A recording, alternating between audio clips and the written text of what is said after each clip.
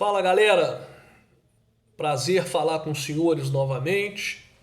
Estamos aí continuando os nossos comentários sobre o processo civil 1.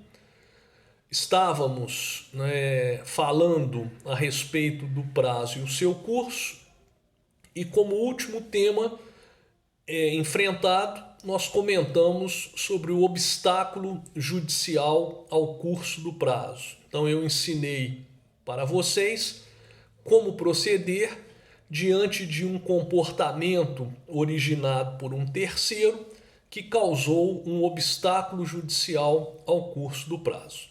Então, na sequência, vamos comentar a respeito do regime das preclusões. E aí nós poderíamos dizer para os senhores que o Brasil ele adotou um sistema rígido, a respeito das preclusões. Diferente de outros países, como por exemplo a Itália, que possui um regime mais flexível. Eu pergunto para os senhores o seguinte, o que podemos entender como preclusão? Então, conceituando a preclusão, nós poderíamos afirmar que a preclusão é a perda, é a extinção, é a consumação da oportunidade de se praticar um ato em decorrência de uma série de fatores.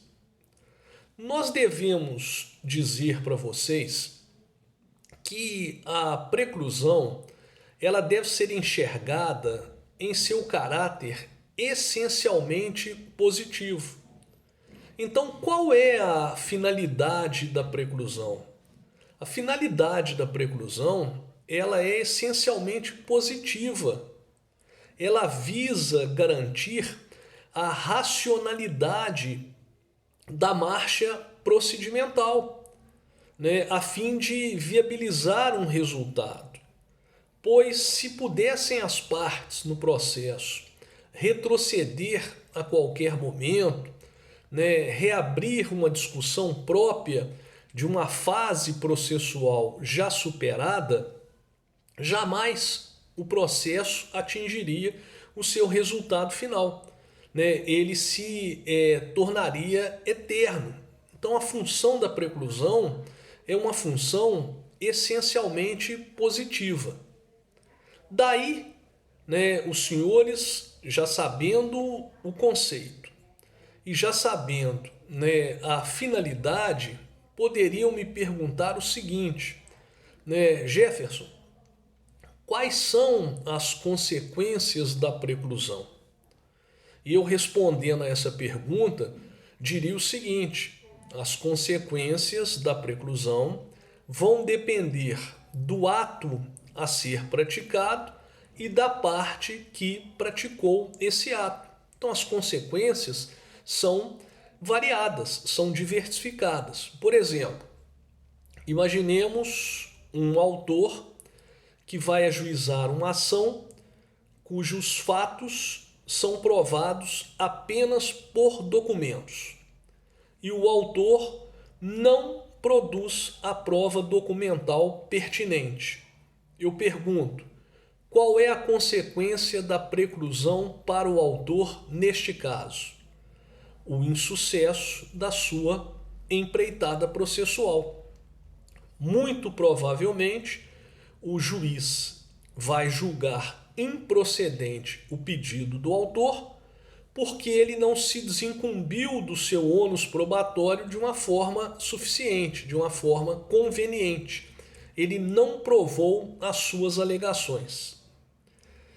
Para o réu que deixa de ofertar a sua contestação no prazo de 15 dias úteis, qual é a consequência da preclusão? A decretação da sua revelia. Para aquela parte que requer a produção de uma prova pericial, e aí o juiz defere, fixa os honorários periciais e a parte não efetua o depósito dos honorários periciais, qual é a consequência da preclusão para ele? A perda da oportunidade de se praticar a prova, de se produzir a prova. Para aquela parte que obtém uma sentença que lhe foi desfavorável e no prazo de 15 dias úteis deixa de interpor o recurso de apelação, qual é a consequência da preclusão? A preclusão vai gerar como consequência o trânsito em julgado da sentença, possibilitando que o processo ele avance para a fase de cumprimento da sentença. Então, várias são as consequências e vão depender da parte e do ato a ser praticado.